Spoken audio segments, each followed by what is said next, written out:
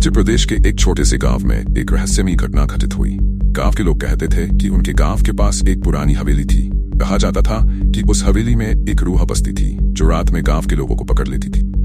एक दिन गांव के 4 दोस्तों ने साहस किया और उस हवेली में जाने का निश्चय किया। उन्होंने सोचा कि ये सब केवल लोगों की मनगढ़ंत कहानियां हैं। चारों दोस्त आधी रात को चुपचाप हवेली की ओर बढ़े।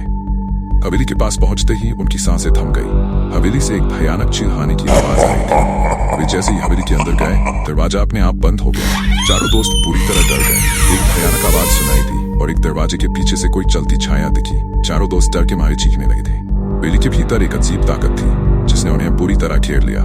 कुछ ही पलों में वे हवेली की अंधेरी कोठरी में फंस गए, जहां से अब तक कोई वापस नहीं आया था। सुबह गांव वालों ने उनकी खोज शुरू की, लेकिन ना तो वे दोस्त मिले और न ही उनका कोई सुराग। हवेली के पास केवल उनके जूते मिले।